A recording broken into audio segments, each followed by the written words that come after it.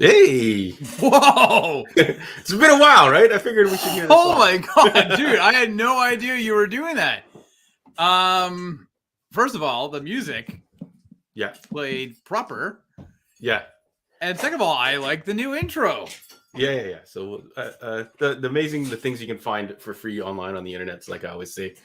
So welcome everybody to the Sidekick Show. If you're catching this on the replay, we are live every Monday at 8:15 p.m. Eastern Standard Time. Please join Rob and I in the fun and everybody in the chat. So YouTube is our most active chat, so come check us out. But welcome everybody who's checking us out live. Rob, how are you doing today, good sir? Yeah, man, I am good. How are you? I'm hanging in there. Yeah. We went from a nice yesterday was pretty nice out. I don't know how it was in your area. It was 5 shades from freezing. Oh, really? Yeah, man, it's cold. I got the wind ripping off the lake, so it is freezing. Yeah, it was nice and sunny here. I went to the shop for a couple hours. Yeah. And hold on, let me see. My daughter's trying to get out the door here. Well, you were just trying to kick her out beforehand. So welcome everybody who, like John said, if you're just joining us, this is the Heroes World Sidekick Show. I am Rob Gadet. The guy who is usually sitting next to me right here is John Ho. We've got a lot to go on to tonight. Where we've got some information on some new product and whatnot in the store at Heroes World up in Markham as well. We have some news for you. Yes. And then we're going to dive into No Country for Old Men from 2007. Then we'll also talk about what is coming up on next week on this show. But before we get all into that, if you haven't had an opportunity to check out the Heroes World podcast, please do so. This week, John, myself, and Stu, we did a review of Moon Knight episode 2. Oh, it's only 2. Yeah, I was like, was it 2 or 3? 2. And then we also did a review of Morbius, which I actually, if you haven't seen the movie, don't even just watch the review. I actually, I believe that it's way more entertaining than the movie was. So we tried. There was one question that didn't come out, Rob, and I was actually thinking of it before, and I just totally forgot about when we were talking about it. Would you rather watch Morbius or would you rewatch? Yeah, I like it's A or B. B. A or B. Do you want to stay at home with your wife? B. B. The other option is the Twilight movies, but the catch is you got to watch all 3. What would you choose? I have only ever watched the first Twilight movie. I haven't seen the other ones. So by that default, I would watch all of those before watching Morbius again. Oh yeah, just because you haven't seen them. I think those Twilight movies have their kind of special charm. It's very much like Smallville and a lot of those kind of like old school kind of like teen drama shows we used to watch. So right. I think I would almost choose to do the 3 movies back to back over watching Morbius again. The main problem with Morbius, I think one of our arguments was it doesn't really go anywhere. So if you haven't seen it, go check it out for yourself if you don't believe us. And for some people, it's working. It made a ton of money first week. And I believe the second week drop was insane, right? Yeah, I think it was like a record drop. And it was like 83% drop which is huge. So before we get into things, hey, John, I saw a couple of stuff this past week. Yeah, I was going to say, what happened? What did you get to catch on the weekend? I think you got to see at least one cool movie, right? Yeah, so I saw Sonic the Hedgehog 2 in theaters. My son wanted to go see it, so we went and checked it out. If you saw Sonic 1, if you haven't, it's on Prime right now, I believe. You can check it out there. Number 1's a pretty decent movie. This one, it kind of amps up from what we got in number 2, a little bit more silliness, a bit more Jim Carrey-ness. That's a good thing. Yeah, but it was all right. I didn't mind it. I'm not going to rush back to the theater to see it, but, I thought it was okay. I also watched, John, Netflix has been loading up some classic 90s movies, and I decided to give a shot to my guy, Steven Seagal, and Hard to Kill was on. And I was like, I remember saying to you, dude, Hard to Kill is it? I'm telling you, you're going to love it. This is a great movie. And I rewatched it, and it's been a while, and I'm like, man, this sucks. So the problem is a lot of those movies got replaced with like new TV shows and stuff like that. So in episode 1 of some of these new shows, it's like the equivalent to one of those 80s actioner mob type things, right? Yeah, I kind of feel like Seagal maybe only has literally like a half dozen or less than half a dozen movies. I think it's Above the Law, Out for Justice, and Under Siege, and maybe that's it. Maybe that's all he's got in him. So Can you give him a lesson half of learned. executive decision? Give him like a 1/3. Yeah. And I saw something else, but I watched. If you are a Star Trek fan, Crave has like a 10-part documentary called From the Center Seat, and it's like the history of Star Trek, and kind of all like the the ups and downs from when the original series went right through until bringing it back for Enterprise, and they interview a bunch of people. It's kind of done somewhat in the same vein as the movies we love, or the movies the toys that made us. The movies that made us. Yeah, it's from Brian Volk Weiss, who was a producer of those. So he's got a bit of a flair to it. But if you're a Star Trek fan, all 10 episodes are on Crave, and I blew through those, and they're super easy to put on in the background while you're doing shit. So that's what I watched. I wish I watched something like that. There's also a new documentary on Crave about Tony Hawk called like Till the Wheels Fall Off or something. I watched like the first little bit of it, but I got duped. I got tricked by Netflix. And when how they have the top 10 the trending movies or trending whatever. There was a movie on there called The Cleaner, and it had Samuel L. Jackson and Eva Mendes in it. Okay, and for some reason, I thought it was a new movie, but the movie's from friggin' 2007. So my warning is, folks, if a movie is from way back in yesteryear or a couple of years back, and you've never heard of it, there's a reason you've never heard of it. So, because I'm watching it, I'm like, yo, damn, Samuel Jackson looks good, man. He looks young. He looks pretty good. And then my friend was like, I messaged my friend who likes to watch a lot of the direct-to-video stuff, and he's like, that movie's from 2007, man. I'm like, what the hell? And I ended up watching it, and it was not good. I should have read the summary after the first little bit. It's got a nice hook, and then just proceeds to be trash. So shout outs to Netflix for bringing these old movies back in there. I hope whoever worked on them gets a decent cut. But I really wanted to see actually Ambulance or Everything All at Once, but it just didn't work out this weekend. That, so hopefully, if anyone else saw either of those, Ambulance, which got demolished in the box office, I think. Right. Which will probably be streaming soon. Everything All at Once, I feel like a bunch of people have already messaged me saying it's fantastic. So if you've seen that, let us know in the comments. But just don't spoil anything, because I do want to go and... No spoilers. I think we both want to go see it, and maybe we'll try and get it connected next week or something like that. So that's what we did this weekend. If you guys saw anything this weekend, let us know in the comments, and hopefully we can check it out. What else we got now? We're going to talk about the news and new stuff at the shop, right? Yeah. Cool. So let's do the stuff on the story. But we've been doing this for about a year and a bit, everybody, and hopefully John's still working through the kinks of things. Yeah, we're still figuring it out. It's a constant evolution, guys. Come on. So if you don't follow the store, Heroes World, on the social medias, on Facebook and Instagram, we do post the new comic books every week. So every Monday, I try to get that post up there. I got a few titles I wanted to kind of highlight that are coming out this week. So we have the brand new Batman 89 number 5, very delayed, but it's finally here. Picture the fine gentleman in the corner there, Sam Hamm. Yep. He did work on the original Batman 89 with Tim Burton, I believe. So that's where this book is kind of getting its flavor from, but it's been doing really well. And that's a hella cool cover. You got the Catwoman, Selena Kyle in there in that original costume, which I still think is the best costume that we've seen. But can we just look at the cat at the very front? The cat in the front looks like something just went up its ass. It's like, why has it got such a stunned face? He's upset. Batman's there. Oh, I see. You can see the shadow of Batman in the windowsill. So I guess it scared the cat. That's what it is. The cat got scared by the bat.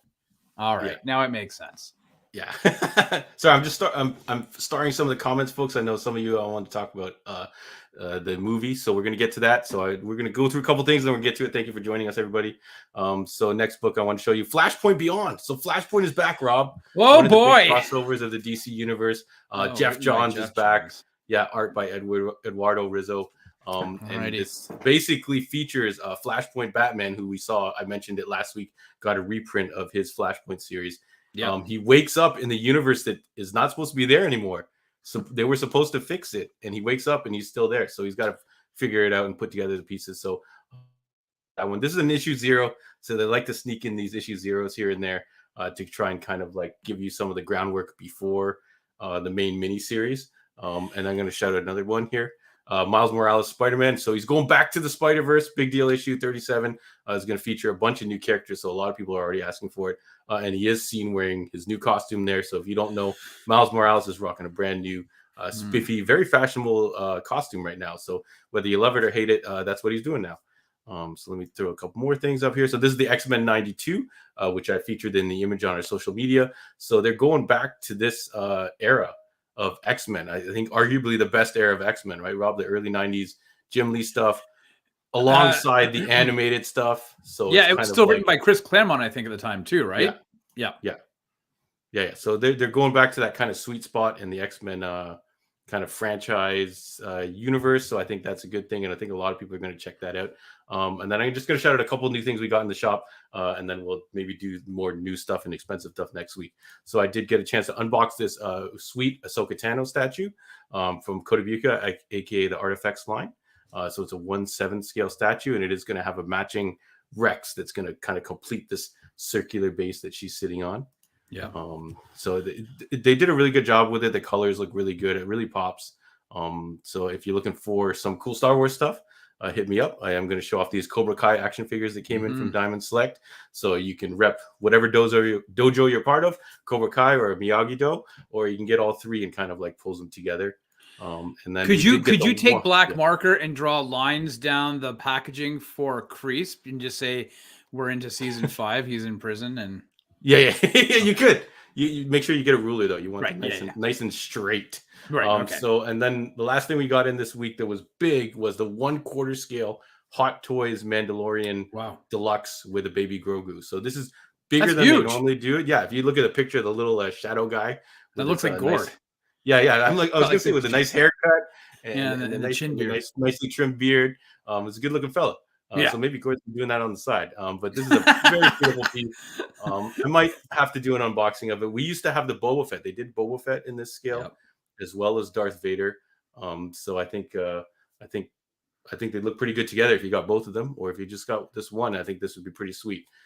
So I think that's it. That's all I got for the new stuff at the shop, and we'll have a whole bunch of new stuff coming out this week. We're 1 week away from the new Magic set release. So if you're into Magic, I'll be talking about that next week.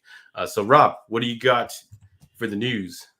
Oh boy, buddy. Thanks again for everybody who are joining us. Nobody's complimenting. First of all, let's just clarify, Sarah. I don't know if it was a comment. It wasn't a diss. All I know is that that's a cosplay choice for Gord. He could just go in with just paint his face gray and just be holding statues, and he could be the sideshow guy. That's all I have. The vignette or whatever it's called. That's right.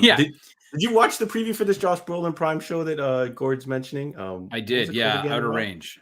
Outer Range. Yes. Yeah. It premieres on the 15th, so it's right around the corner. It is. So yeah. All right. Hey, John. Hey man, you know how The Boys season 3 and the Umbrella Academy season 3 are coming out in June? I totally knew that. Yes.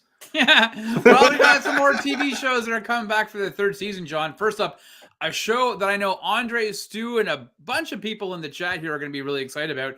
Production on The Witcher season 3 started last week, aiming for some time in 2023 debut. I would imagine it would probably be December of 2023, the way things are going.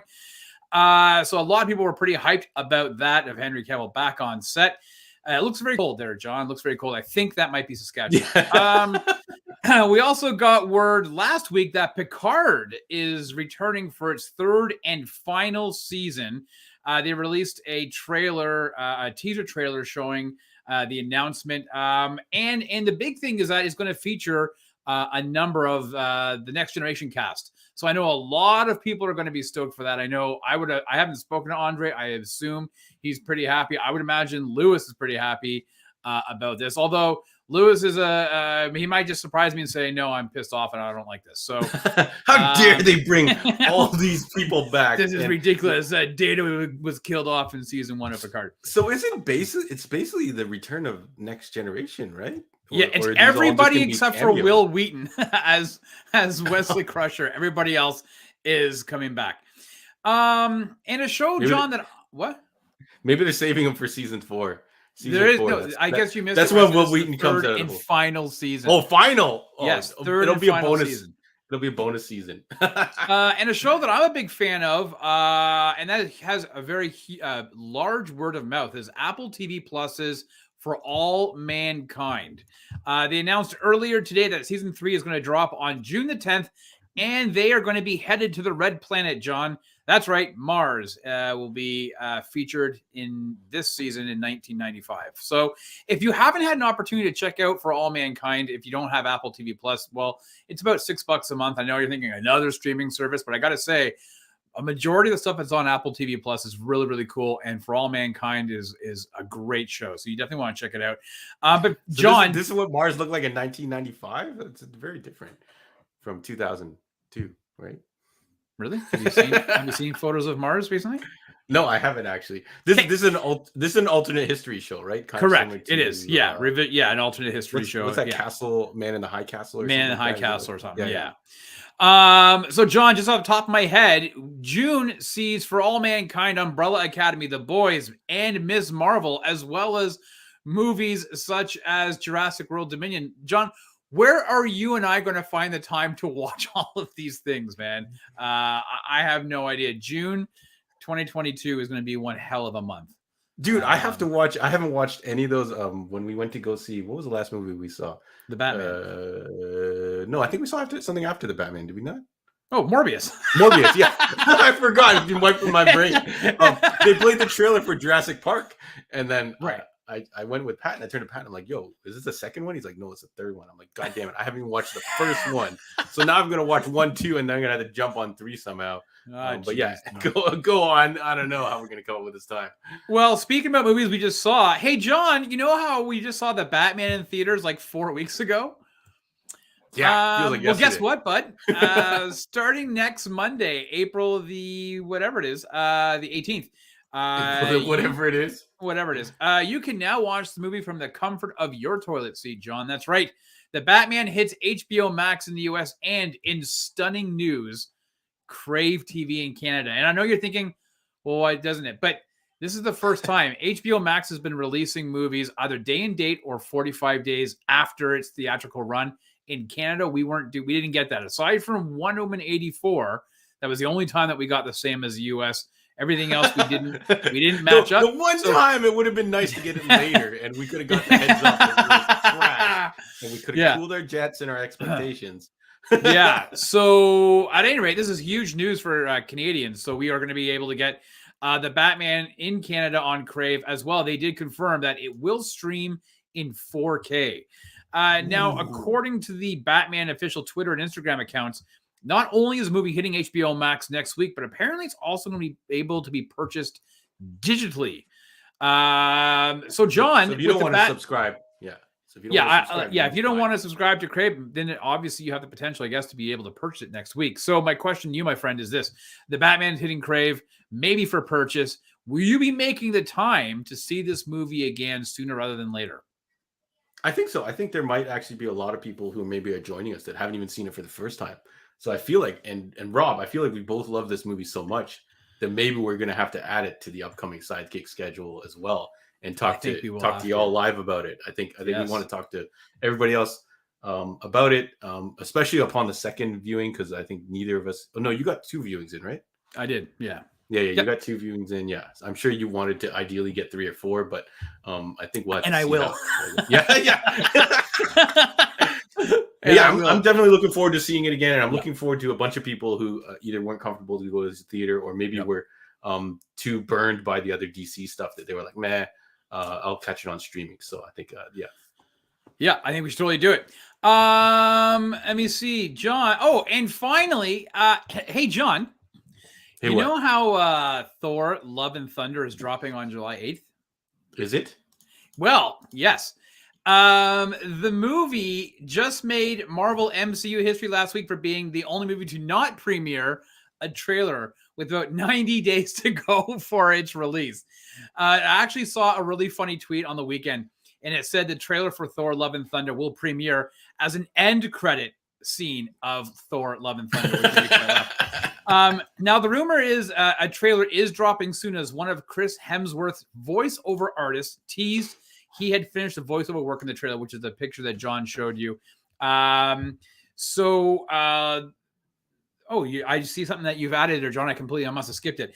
I have it in my news here. So anyways, yeah, so apparently the voiceover artist from another country who does VOs for Chris Hemsworth finished recording the trailer. So I imagine it will be dropping the next, I don't know, between days to weeks. So again, if you haven't subscribed to the channel here, make sure you do so, because we are going to definitely be reviewing that. Here's what I skipped over.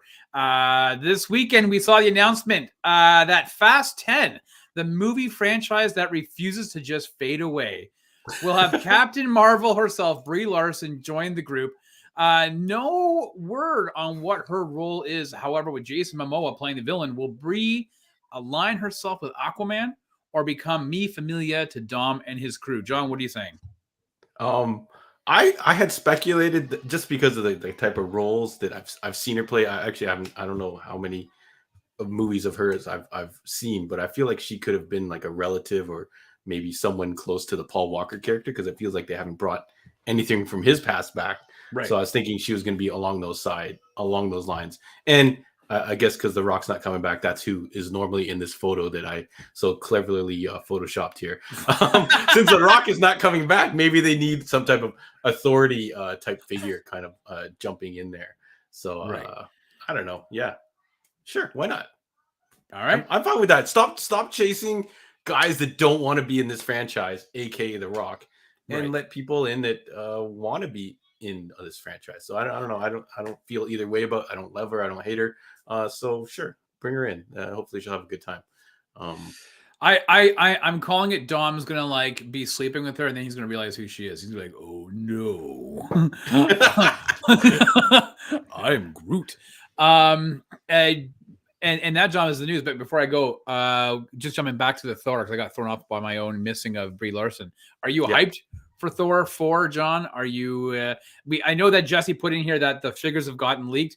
I also have it in my notes here that lots of leaks from toys and clothing are out on the internet showing off new looks for the heroes. So we have to assume a trailer is coming. But are you hyped for this movie? Are you excited? I don't even think. Did you even see Ragnarok? I saw Ragnarok and I really enjoyed it in theaters. I have never watched it again.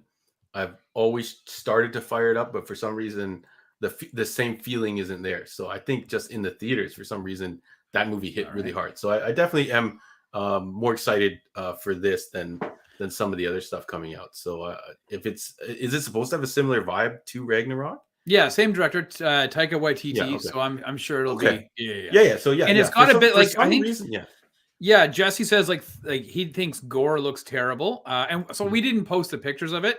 People want to go, they can find it. And he thinks that Thor looks colorful and wild. It looks like a very like late 80s type of pastel kind of colors and neon colors to him. So you know what, it could be interesting. Listen, in Taika we trust. So yeah. And that's the news, John. That's news. All right. Thank you very much, Rob. I will throw one other little piece of info there. If you want to speculate on what type of car Brie Larson is going to maybe have, she did do a bunch of promotion for Nissan. So I think they might possibly put her in some type of Nissan car because maybe she's an ambassador for the brand. And I would shout out to the new Nissan Z, which is the 350Z or 370Z, getting a redux, and it's going to have a retro feel to it. So some of those can get tricked out pretty crazy. I know Rob's glossing over already, but I just wanted to throw that out there in case it does happen in the movie. Cars. So anyways. Actually, I was looking for a tweet that you and I and our friend Scott were talking about, and I had put something out there on it. I think it was a 1980 Pontiac Safari. That's what I want to see her. Old school wood paneling station wagon. That's what I want to see. Yeah. Lewis shouts out the R34, the Skyline, or the GTR, whatever you want to call it. But I feel like that car is reserved for Brian, aka Paul Walker. So I think they would choose something else. That's my speculation. Whoa. A Beetle. Yeah, sure. I love those Beetles. It's a Mini, and they're going to recreate the Italian Job. Italian Job was a good movie, was it not? Mark Wahlberg. Yeah, but if anybody's going to want to mess it around and make it their own, it's going to be the dumb Vin Diesel. So what the hell? Why are you so mad at Fast? What was it, 8 or Fast 9? What was the Fast last one you 9 saw? because they went to stupid space and it was dumb. And they literally should have exploded inside of their own car and suits. Right. Anyways, so that's all we got for news. And John's throwing down his pick for what Brie Larson's car is going to be. And I could give a Raspatouille. Thanks everybody for joining us tonight. In the comments. John, you got anything else you want to talk about? I think that's it. And we can move on to our movie. Let me just double check and make sure I didn't prepare any other slides. No, I think we can move on to our movie. Now we should preface it by saying I know some individuals in the chat didn't see it, Lewis, and we're angry about watching it, Lewis. That's okay. It's all right. It can't all be, as to quote Seinfeld, it can't all be gold, Jerry.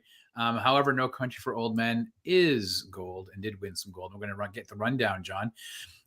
Based on the Cormac McCarthy book of the same name, No Country for Old Men was written and directed by Joel and Ethan Coen, starring Javier Bardem, Josh Brolin, Tommy Lee Jones, and the Woodster, Woody Harrelson. The movie was released November 9th, 2007, with a budget of $25 million. John, it pulled in $172 million at the box office. Nominated for 8 Academy Awards and won 4, including Best Picture and Best Supporting Actor for Javier Bardem as Anton Chigurh. Now, Josh Brolin, John, wasn't the Coens' first choice to play Llewellyn Moss, as they initially offered the role to Heath Ledger. He turned it down, though, to spend time with his newborn daughter. Now, Brolin wanted the role so badly, he asked both Quentin Tarantino and Robert Rodriguez to help with an audition reel. They sent it in to the Coens, and shortly thereafter, he was given the part by the Coen brothers. The film appeared on more critics' top 10 lists than any other film of 2007. It appeared in 354. The Rotten Tomatoes score, as you can see on the screen, is 93% with critics, 86% audience score. John, is this neo-Western crime thriller set in 1980? Are you down, friendo? I don't know. I think we should toss a coin and figure it out. How much have you ever lost on a coin cost? Rob, how much have you ever lost on a coin cost? Have you ever put money on a coin cost? On a coin cost? No, but you mean a coin toss? Coin cost. Oh man, coin toss. Yeah. Wow.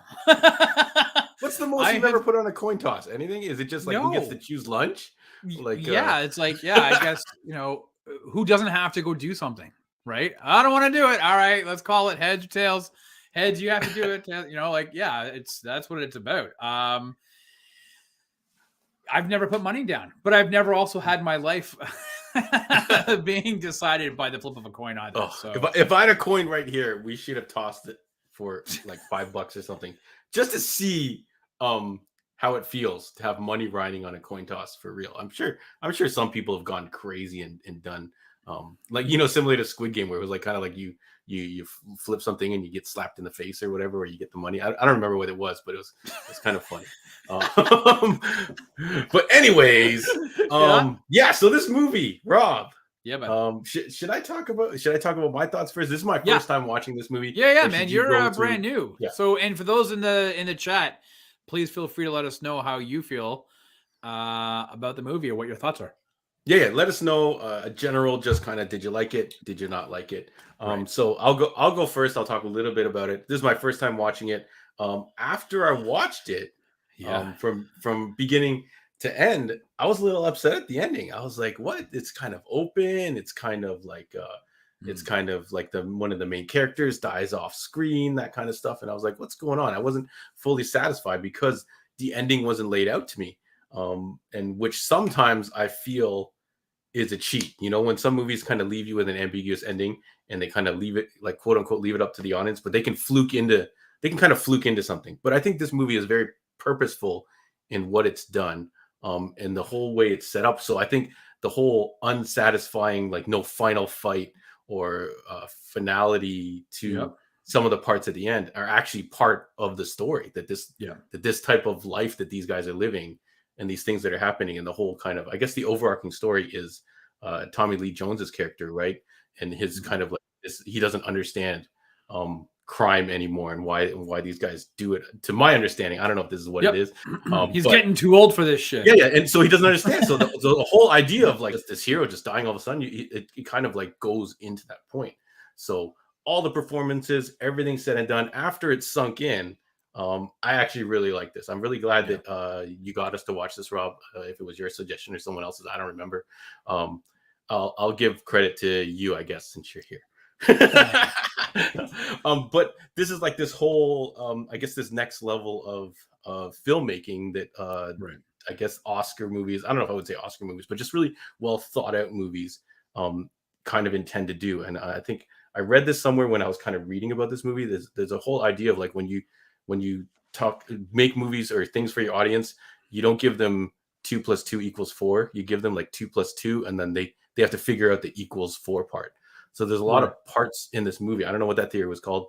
Maybe Gord knows. I feel like he would know. But the idea, like just the things like when Josh Brolin goes to his hotel room, he like closes his blinds and then he leaves, and then when he comes back, it's kind of open, but they don't go like, "Hey, my blinds are open." They just kind of like go past it, and you kind of figure it out. And then the whole ending where he meets up with what's his name's wife. I don't remember the wife character, but you don't see what happens. But when he leaves the place, he wipes off his shoes, right? Which is what this character does. He cares about his shoes. He doesn't want to get on his shoes. Yeah. So you put 2 and 2 together that basically this character has been executed, and he just kind of moves along his day. So Rob, having watched this movie many times, what do you think of what I thought of this movie? Am I like completely off here? No, not at all. No, not at all. I think, first of all, I'm glad to hear that you liked it, because it is a different movie, as you say. It's a thought-provoking movie. First of all, you get caught up in the story of it all, right? And the acting of it. This is another movie, like last week's There Will Be Blood, where you get so caught up in the delivery of the lines and the acting, and you're watching the performances, that your hand is not being held to carry you through the story. Do you know what I'm saying? Like, and this is different. As you said, there's no final, there's no boss battle at the end. There's no, the typical, what you would have expected to happen would have been Tommy Lee Jones, sheriff, gets into a shootout with Sugar, and kills him or whatever, then says, I don't understand this. Like, and I think that would have been very formulaic. But I don't think it would have, if that was the ending, it would not have served the story the way it was told throughout the run of the movie. And so I think your analysis and what your thoughts are spot on. Yes, he walks out of that house and he's dusting off his shoes or whatever after he visits Llewellyn's wife. And first of all, it's interesting because you never hear a gunshot. You don't hear anything. It is up to you.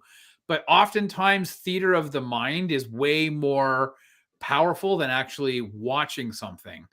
And it also, I think, adds to the mysteriousness and the scariness of this character of Anton Chigurh. Like, I feel like it's pretty definitive though. He did kill her. Like that was the decision that he made. So it's not like this film kind of like leaves it up in the air. Like, did she die? Didn't she? Did not? She basically died. Oh yeah. You're supposed to put it together. Yeah. Right. Yeah. So yes, I agree. She is dead. However, because they don't definitively, like, it does make you, it can give you pause. But again, I think it adds to this mysticism or mysteriousness of this character. He is terrifying, right? I mean, I got to give a shout out to like the store clerk at the beginning, at the fuel pump. Like, he looked legit. Like, I don't want to call them like yokels or whatever, but they played these like backwoods, characters, back row characters really, really well. And like, you completely believed their befuddlement and bewilderment by this individual and asking these questions.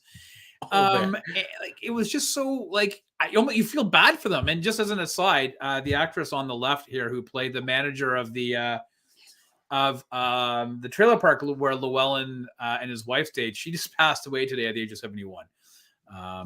Yeah. So rest in peace. Condolences to her family, friends, Yeah. and fans. I was one of my questions was going to be who's your favorite side character? This Like that guy. kind of got like a bit part. Yeah, there were these two characters here, and there's a bunch of other ones like Although the guy in the with the the sheriff's chicken. deputy. Oh yeah, the I sheriff's would say deputy is was one of them. hilarious. I don't know if Woody Harrelson would count as one of the side characters. And then you have a whole bunch of guys that show up later.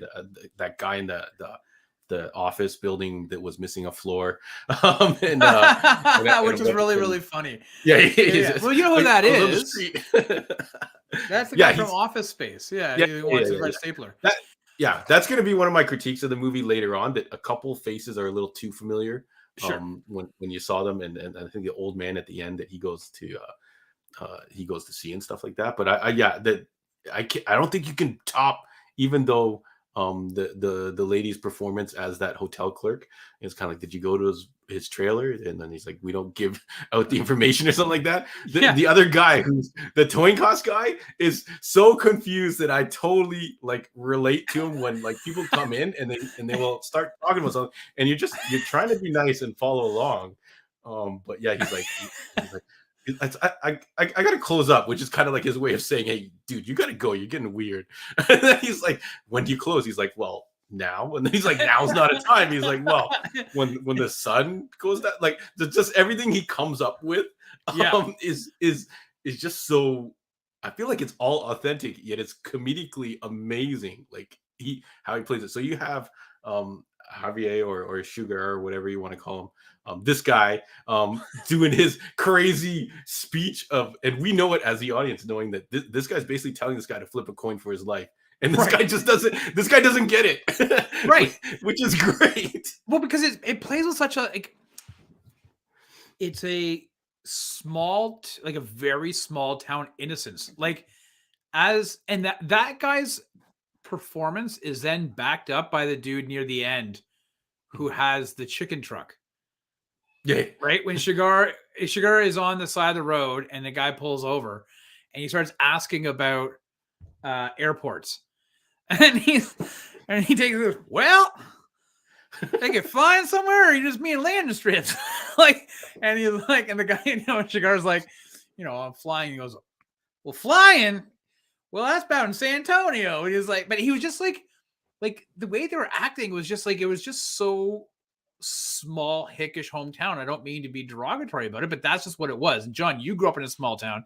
I grew up in a quasi small town. Like, I knew people that lived on like the concession roads that were like that. Do you know what I'm saying? Like, that persona is not foreign to me, those type of individuals. So it was really cool to see these actors really nailing. He's like, can you get these chickens out of the truck or something like that? Why would I do that? Yeah. But there's probably another scene where he kindly removes all the chickens for no apparent reason. I don't think so. I have a funny feeling he's done. But all of those town-based characters complemented all the ones that came before it. Yeah. Right. And so, man, I gotta say, like, their casting for this was just fantastic. Yeah. I think my only. I'll mention it now because I don't think. Yes, you have the other side of that. Get into critiques, but. My critique was, a couple of those guys that you recognize, especially towards the end, the guy in the tall office. I think the older guy that he goes to visit. They plucked a whole bunch of his hair out. I forgot who he is in real life. And then there's a bunch of other characters that you've seen around that kind of, when they pop up, it kind of takes you out because they played such iconic or known other characters. That would be my only critique of this movie. Like the mom. But Yeah. The mom. That was okay. That's my other critique. I hate it when they fake old people. I'm like, there's plenty of old people to cast. Why do you have to fake an old person? It always does not look quite there. It always looks like Johnny Knoxville trying to pull off a sketch on somebody. So, Rob, before we go into the next part, I wanted to ask, who is so there's basically three main characters to this movie, which is the sheriff, this assassin character, and then our hero.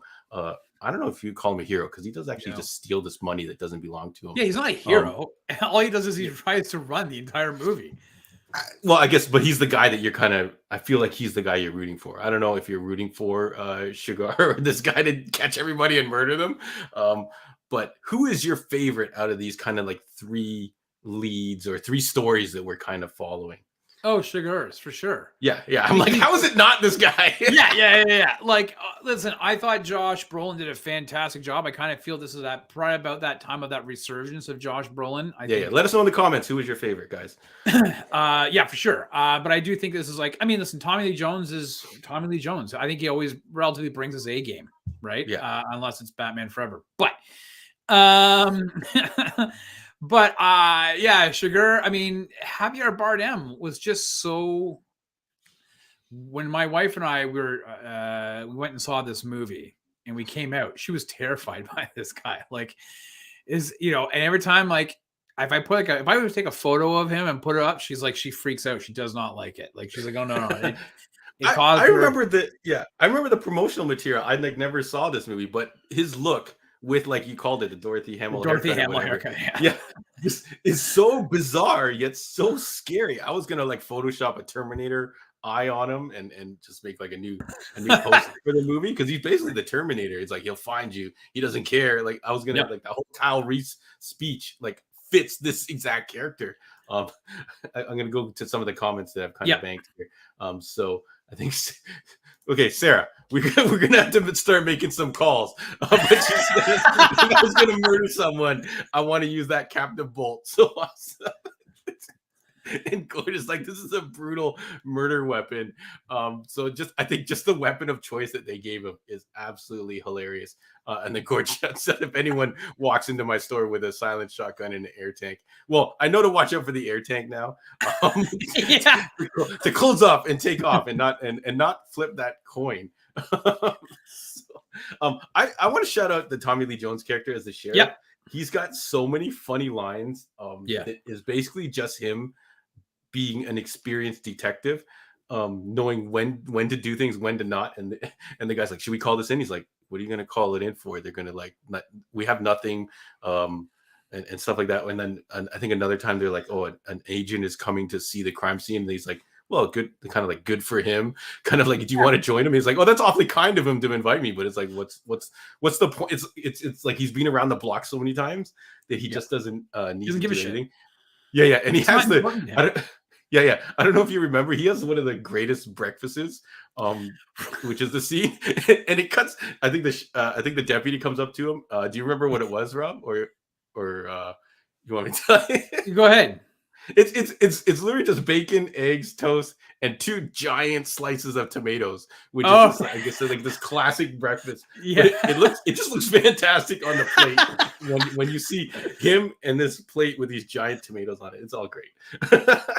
Well, and it's funny because he has that story. He talks to Llewellyn's wife about this story, and then later on she calls and she goes, "You know that story about that guy?" And he's like, "Who?" And she's like, like the story you told me. And he goes, "Oh, okay, yeah." She goes, "Was that real?" And he goes, "It was real to somebody." Yeah. He's just like this nonsense guy, which was great. He just always told it like it was. So let me see. Sorry, they're getting out of a. So he's making fun. Gord's making fun of Pog Slammers. You could come up with all kinds of other variations, but this bolt thing that I guess they use to execute cows or animals or something like that. Is pretty crazy. Like, what a weapon to give your villain. I didn't know where he was going. I'm like, what's this guy walking around with the tank? Because I remember hearing the jokes about it. Right. But I never saw it in action. I never watched a clip of it in action. So I was like, oh wait, I think this is a thing. Yeah. Sarah shouts out the manager woman. Yeah, didn't that guy, the guy with the coin toss, won? He wins the coin toss, right? No, he won a coin toss. Yeah. But he doesn't get killed though, right? No, but it's a coin toss, not a coin toss. Yeah. God damn it. Well, I still do. I don't know what's wrong with me. I'm gonna have to go get examined. So let's talk about our let's talk about our favorite scenes. You have syphilis. I don't care. What's wrong with my brain? So folks, let us know what your favorite scenes are. We're gonna talk a little bit about those. So I think the coin toss scene did it again. Unanimously gonna be the coin. Oh man, the coin toss. Oh, all right. I'm gonna have to turn these lights off and get out of the get up from the coin Do you smell toss. burnt toast? Are you okay? I don't. Okay, good. The coin toss There is we are. unanimously gonna be one of the greatest scenes ever in just cinema. I think you could watch that clip over and over again. And it'd be kind of That funny. whole scene is just mesmerizing. Yeah. Yeah, no, it's just great, and it would be actually a funny thing if we ever go back and visit this movie. We should grab the script for it, and we should try and run that scene back. I think it would be just hilarious to try and capture some of that intensity. I'll toss out a couple more. I'm making sure I don't mess up the C's and the T's.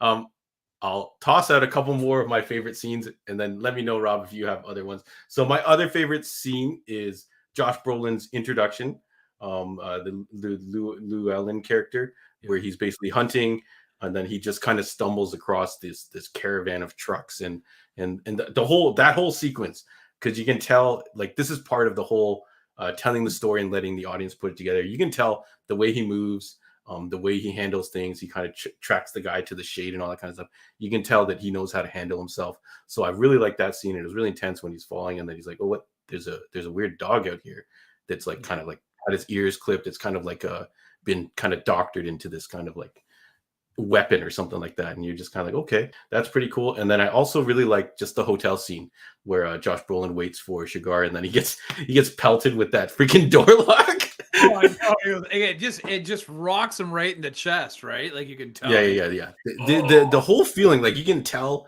exactly. Like I'm like, this guy's a little too close to this door. Like it's kind of crazy. Like how I know. I'm thinking I would be behind the bed, like with like my gun on. Like, in Call of Duty, you wait around the corner so the person has to whip around, and you're like, poof. But right. This guy was so ballsy. He just sat right directly in front of the door. But I guess who expects to get hit in the chest with a freaking door lock? And then my other scene was definitely the coin toss scene. Rob, what other scenes you got? So you've made all the ones that you've like. I think I'm very hard pressed to find my favorite. So you've named off a lot of ones. I'll tell you one.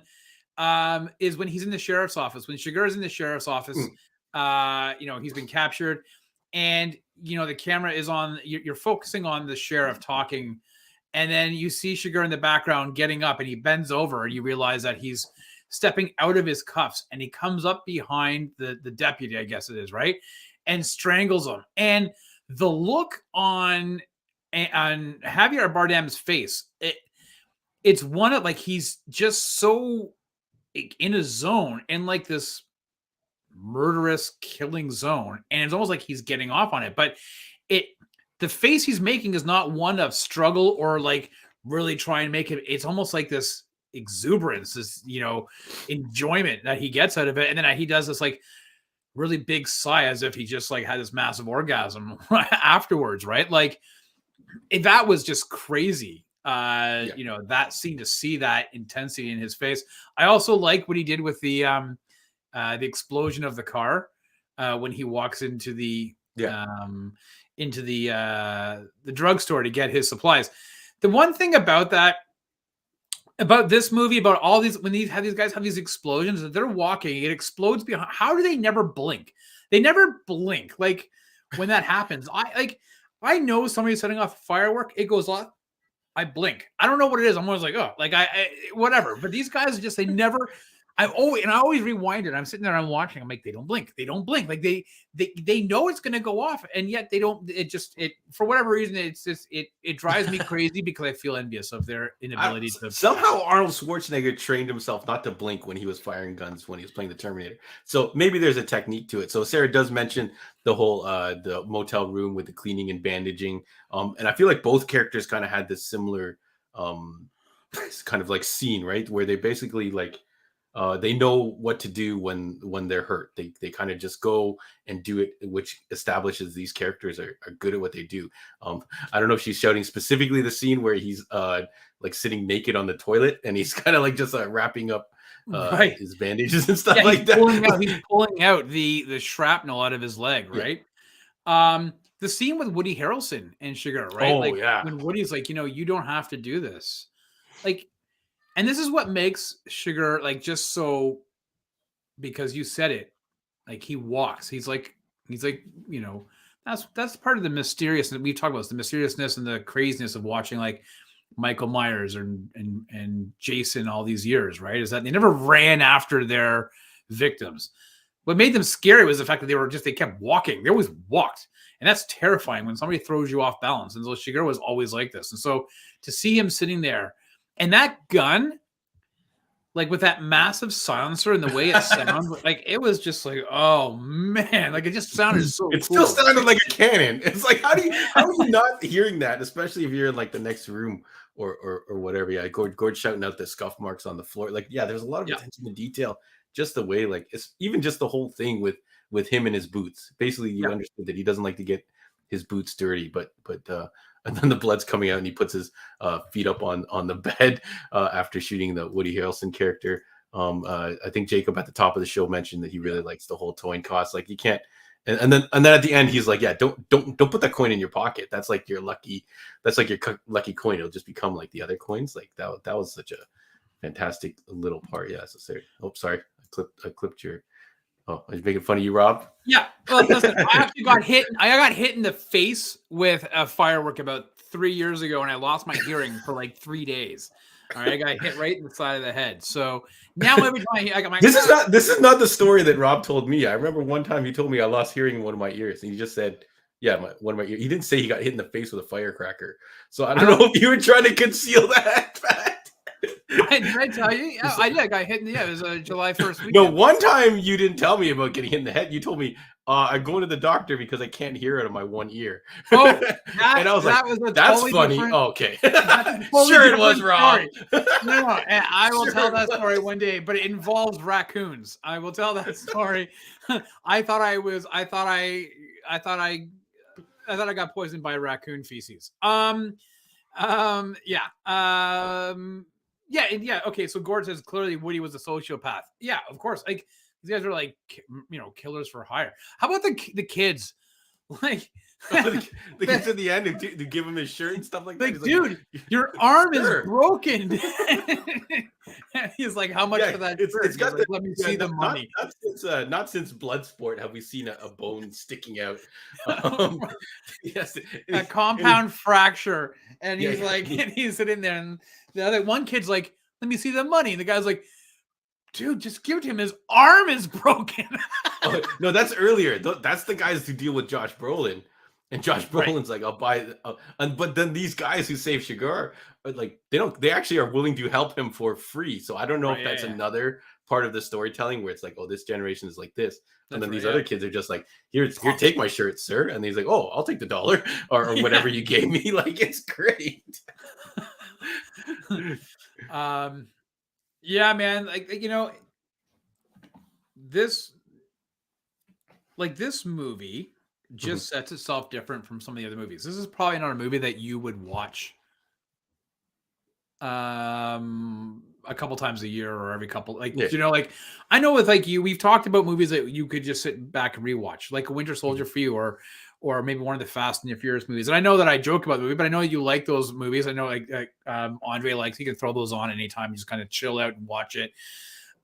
This is not one of those movies. This is a movie that you can't have on in the background, because I think there's so much going on that even though if you've seen it before, you just get so sucked into the story of it all that it becomes. I think this is one of those movies when it's rolling. Like if we still all had regular cable and you're flipping through the channels and then you come across this and it's playing one of these scenes we've talked about, you're basically tuned in for the rest of the movie. You're going to watch like all the other stuff that kind of unfolds. But there is something to be said about those movies where you can just kind of turn off your brain and just have fun, which I understand why some people you don't like this 2+2 method or whatever you want to call it.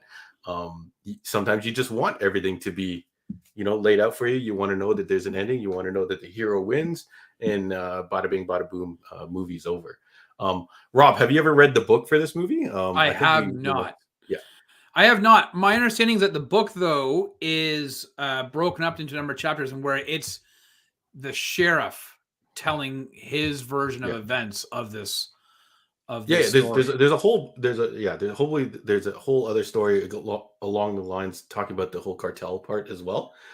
So if you do want to check that out, we've got some new links in the description. So if you ever want to get this movie on Blu-ray, we've got or DVD or whatever, we got links in the bottom. We also got a link to the audiobook, which I Oh, listened cool. to a little bit of. And you Okay. can get one book for free if you sign up for Audible for 1 month, and you can claim that book. But I listened to a little bit of this book, Rob, and it actually reads very similar to a Jack Reacher book, where they're Really? kind of like talking about the like the whole cigar scene and stuff like that. If you listen to the sample online, it's the whole scene where he strangles the deputy and stuff like that. And it's very similar to the way that Jack Reacher books kind of like flow. So I think I might have to check that out. So if you like that, but the real question is, Rob, we watched There Will Be Blood last week. Yes. And now we've watched No Country for Old Men. No Country for Old Men took the Oscar. Which do you think would have won if you were running the Oscars, or if you just had to choose a movie to play, and you have these two movies on the top of your like recommended list or whatever? Which movie do you choose? And everybody in the chat, if you're not distracted by what's going on with Gord, let us know which Gord has overdosed on pixie sticks tonight and is feverishly typing some crazy shit. He's like he's putting the pixie dust on his toothbrush, brushing his teeth with it. Sarah's like, Gord, are you done yet? And he's like, no.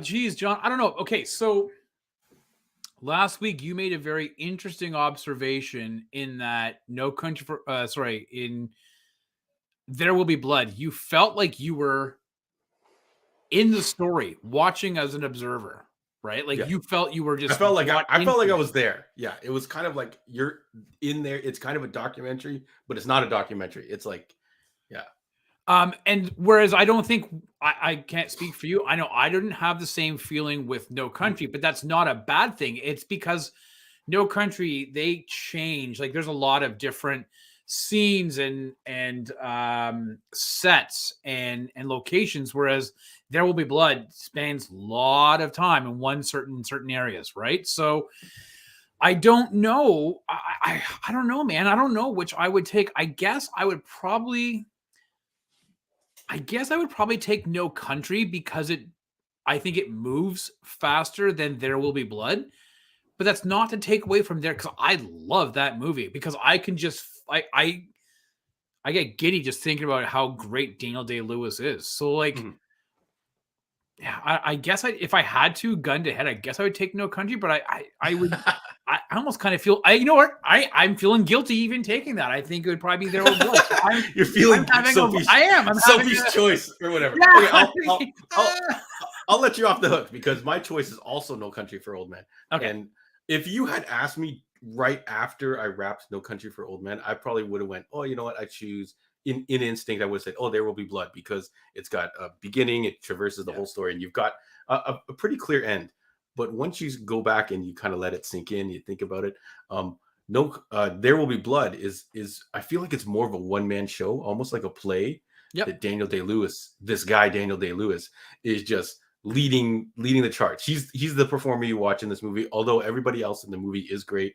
No one kind of jumped out at me and I was like, oh, it's that guy, right? They all did their jobs well, but I feel like it's his show. It's his show only. You're going to see one point of view when you go back and watch that.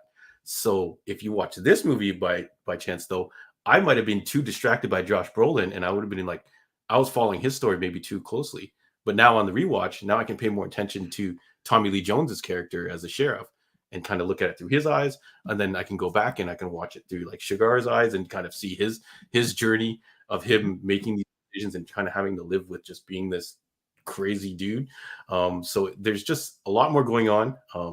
The only strike I have against it is, well, I guess two strikes. The fake old people. Stop doing that in Hollywood. That really pisses me off. There's plenty of scenes. She is a pretty old individual, but she's not that old. Oh, she looked really fake. And right. Kind of, you know what it looked like? It looked like from Mama. Remember Mama's whatever. Big Mama's House or something like that. Yeah, that TV show. Yeah. Yeah, that was your strike. And then This Yeah, time, and then the other one is a couple characters show up, and you know exactly. Even Woody Harrelson, you know, he's such a face. Whereas the other three main characters, they don't kind of like have. I don't know if it's because they're main characters and they're with us the whole movie, but they don't have that kind of like shock factor when they drop in, and you're like, oh, that's so and so from The Office. Kind of takes you out. Oh, is he going to do Is he going to do the stapler joke? Like, you know, like what's going to happen? So let's go to the chat. I don't know if anyone has managed to jump off of Gord's one man show. Very. Some people were saying No Country for Old Men. People were saying No Country. Fraser said There Will Be Blood is very slow. But I think what you just said is actually probably the best way to put it, is that it is a movie that is like a play. Right? Yeah. I'm going to ask you a question though, John. And I don't. Yeah. I was trying to figure out a way to word it.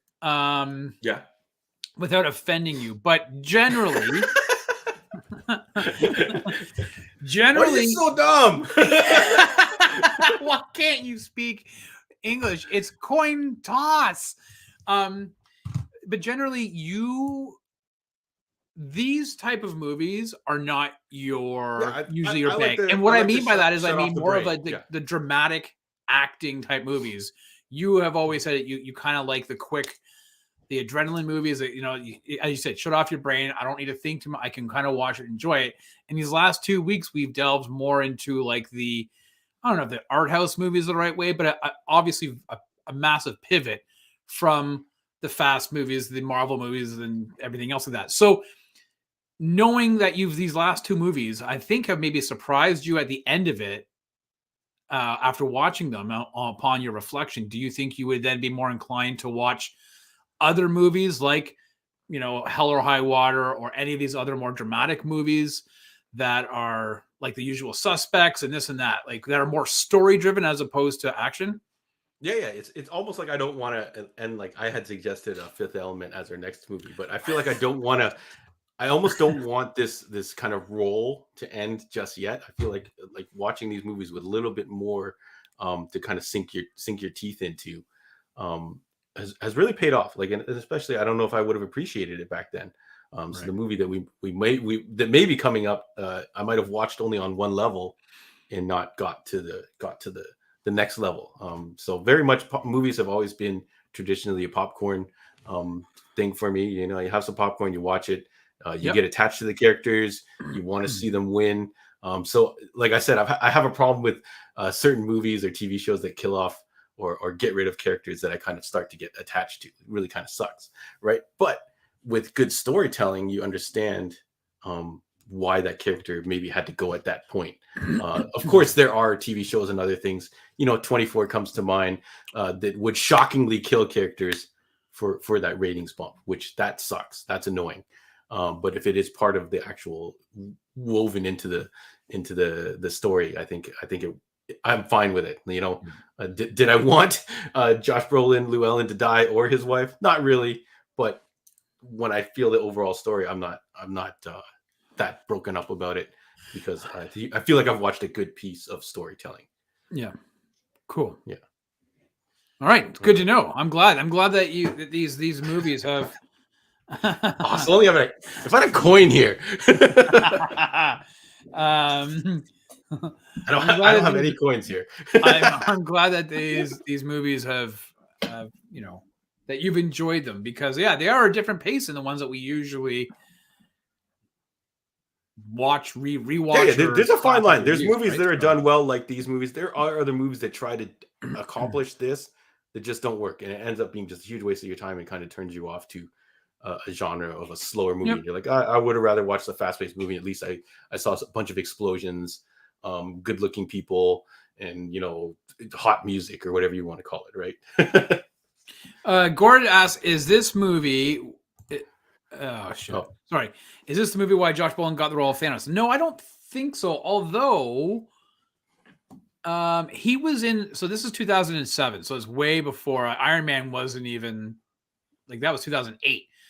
However, I think there's probably a very thorough thread line between this movie and Sicario.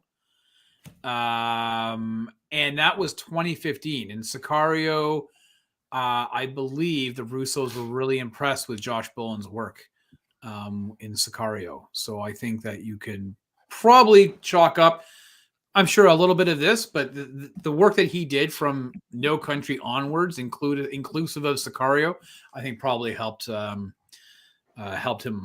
gain that role as Thanos.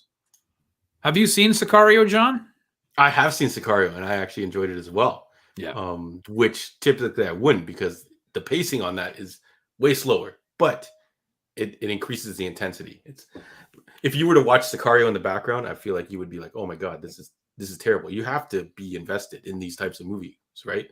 So if someone came in to the theater and was not in the mood for this type of movie and was too busy, looking around, flirting with their date, maybe checking their phone, our age-old and you're like, Pat, those guys who open their phone, yeah, and start scrolling, and like, if you're not paying attention and you're not invested, it's not gonna work for you. You're gonna think, oh, this is boring and stuff like this. So, but now because I just because I saw Sicario at the theater and it knocked my socks off because I wasn't expecting that. And every time I'm gonna have to rewatch that sometime this week. Gord wants to know if this is the movie. No, not this one. What was he? Did this movie start his career, and what had he done before this? Gord, Josh Brolin is a Hollywood royalty. His stepmom is Barbra Streisand, and his dad's James Brolin. And as Fraser said, he did do Goonies in the past, and a whole bunch of others, including some stinkers, such as Jonah Hex. Oh God, I saw that popped up on, I think it's Netflix or something. It's on there. What is it? So this is No Country for Old Men. So before that, he was in he was in that Grindhouse project, Planet Terror, like you said.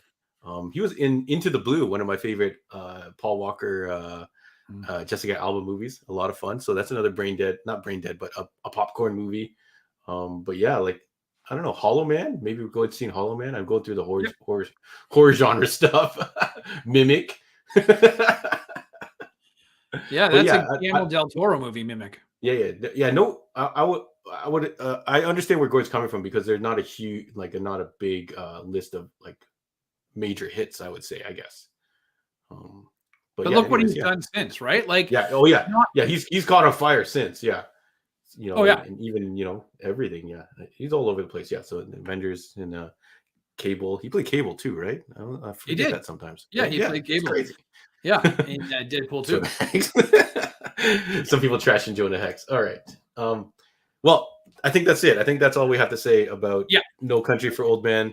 I feel like this one, maybe as opposed to There Will Be Blood, we could definitely talk about this movie again in a little while as we kind of analyze more of the other characters. But both great movies. If you didn't check them out, we do recommend you do it. Make sure you're in the mood for it, though. Don't watch it in the background. You have to follow along with what's going on. And don't be intimidated by the runtime, like this fool who messages me is like, what the hell? Another 2.5 hours. I do have to cheat. I do have to cheat on some of these movies. If they're over 2 hours, I feel like I got to get that little chunk. So if they're 2 hours, 30 minutes or whatever, I got to get that little 30-minute chunk in somewhere else before I sit down and watch the whole thing. Because I don't know, like, life is rough. It's so hard. But anyways. Thanks for watching that with us. If you rewatched it, if you didn't, thanks for joining us for this watch of it and letting us talk your ear off about it. And you should watch it. I know Lewis would watch it, but Lewis, I think you would probably enjoy it. Yeah. I think this one in particular, more so than There Will Be Blood. If I had to recommend one of the two, I would definitely recommend this one over There Will Be Blood. But I think they're both great. So if you want to catch any of those things, check our links in the bottom. That's a new thing for us. So hopefully that'll work. And if you check out the book, let us know. I think I'm going to pick it up. Very, very similar to the Jack Reacher. So I feel like I'm going to jump onto it. Rob, what are we going to do next week? I've thrown out a bunch of ideas. But none of them really panned out. So we're going to put those on the back burner. Well, it was really hard to find copies of Debbie Does Dallas, John. I mean, is it really hard? I feel like it's not. Well, I guess it depends, John. Maybe it is really hard. Maybe it's not. All right, so I'll tell you, I guess, so it was really funny because, as typical for John and I, if we don't settle on something on the night of, we're like, well, we'll figure it out. I said we got to get ahead of the game. We had an idea last week. We're like, let's do it. And then we realized, I don't know if we really want to do it. it was actually tonight. John's like, I don't know, man. I think we should just bail on this. So we are also trying to be cognizant of finding movies that are available for streaming for you guys. Now, we understand that not everybody's going to have every streaming service. That's why, like, it'd be hard pressed for me to say, now. right, because there's so many. I'm like, if it's only on Paramount Plus, very few of you, if any, I mean, aside from me, have that because I'm an idiot. So you guys are smarter than I am. But that Mayor of being Kingstown, said, watch it. Watch Mayor of Kingstown. I do want to see it. But that being said, we've picked not one movie, but dos movies. Two movies that are both playing on Amazon Prime. And you might be thinking, what the hell, two movies? Let me just say, this was supposed to be one full movie. And the studio asked the director, can you make guess it in the comments? guess in the comments. Come on, do your guess. Come on. And the studio say, can you make it into two? And the director's like, I probably could make it into two because, it just, it's too long to be sitting there for like 3.5 hours. And so to make it work better, I'm going to make it work into two movies. And I'm going to go and it's going to be two movies. And it's going to star David Carradine and Daryl Hannah, who I'm a really big fans of. And if you haven't figured out my impression yet, I'm talking about Quentin Tarantino, and we are talking Kill Bill 1 and 2. Jonathan Yo got it. Jonathan, you get a no prize. You get nothing. I should grab that clip. I don't know if that I gotta rewatch that. It's clip UHF. I don't know if it's racist or not. Yeah, I know. I feel like I can't do it. I feel like it's a little bit. It could be. It's a little. There's a skit on Kim's Convenience. Yeah. So Rob, for example, you can't do it, but right. I could do an Australian accent all I want. That's sure. the kind of the double standard. But anyways, Kill Bill 1 and 2. I've never watched these back to back. I don't think I didn't see the second one in theaters either. I don't know why. Ooh, wow. And the first one was my first Quentin Tarantino movie. Wow. A couple of my friends wanted to go see it. They were talking it up like it was a big deal. I was like, I back in the day, I never followed directors, all that kind of jazz, right? I'm like, but they're like, oh, it's kung fu and a bunch of stuff. So I'm like, all right, I'll go see this. Enjoyed it in the theaters. I haven't watched it since. So I don't know what year that movie came out. Yeah, it's got a cult following, correct? Oh yeah. Well, it's a Tarantino movie, right? And so it's definitely got a cult following. I'm going to quickly. And I do enjoy a lot of his movies now. Inglourious 2003. Basterds. Was it 2003? Okay. It's almost 20 years, John. Yeah. So this will be the 20 years later me watching Kill Bill for the first time, back to back with the second movie, which I feel like I didn't even really give a fair shot because a bunch of people came out and after seeing it and they were like, man, it's not as good. It doesn't have as much action as the first one, that kind of stuff. So yeah, look, Rob's already in shock. So maybe they were wrong. Maybe the wrong type of people were watching it. Maybe they were expecting too much of a rehash of the first movie.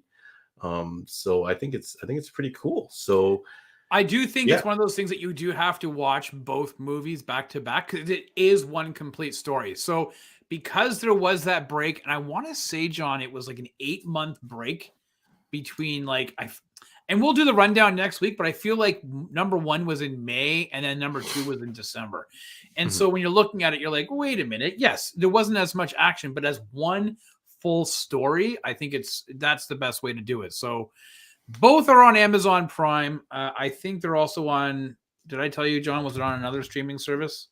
It is on the Stars. I think it's on the Stars extension. On the Crave Stars extension. Crave with the Stars extension. You can watch it on there as well if you don't have Amazon Prime Video. And I suspect a lot of you own it. I would not be surprised. I feel like I own the first one on DVD, even though I don't think I ever watched it. I just bought it. That was back in the days when you would just buy things for your collection. You're like, I like this movie, let me buy it. I got both on Blu-ray. So yeah. And I think there'll be a lot to talk about. Like, does it function back to back? How come there doesn't exist a cut of them both mashed together? It's the greatest ask that everybody has, and it keeps eluding us. And every couple of years, Tarantino's like, "Oh, I'm working on this one. I'm gonna a box set. I'm gonna put it all together as one big movie," and we never get it, John. It drives me crazy. I've given up hope. It's been 20 years. Maybe down the road, he's pretty stuck with his vision on things. So. Yeah, so I'm stoked. I'm actually really excited because it's on my list of things to rewatch, but it's hard for me to get around to things all the time.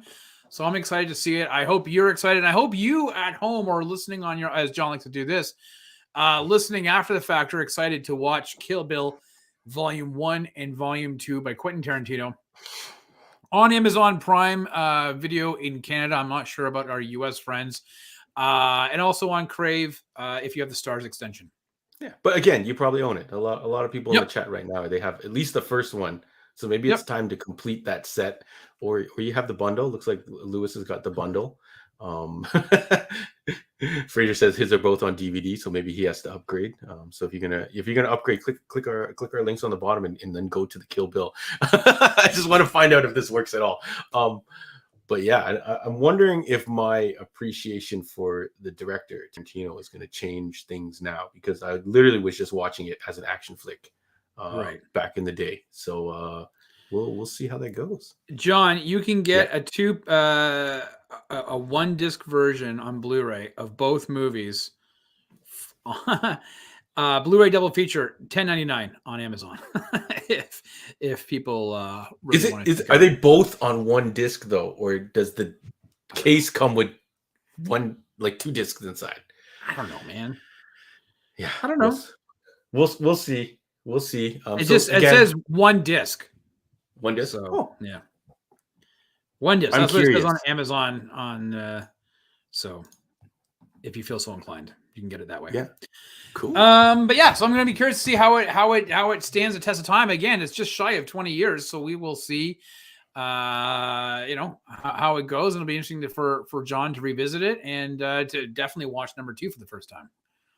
Yeah, for the first time fully. I feel like I haven't watched it fully. I think I've only probably seen parts of it, or maybe I just saw clips of it. I for some reason I thought it was shorter than that. But anyways, thank you everybody for sticking with us throughout this review, and it was very fun. It's always fun on Mondays to hang out with you guys. So thank you again for choosing us for your Monday night entertainment. Rob, any parting words? No. I had something that was witty, but I got nothing. I was trying to think of a line from No Country for Old Men. Toss your toin. Toss your coin. See, now I can't even do it properly. I don't know. Toss your toin. I can't believe you just said toss your toin. That sounds dirty. That's like something that you're like, hey, do you want me to, cost your toin? No, don't finish that sentence. Anyways, thank you everybody. We'll catch you on the next one. Night, everybody.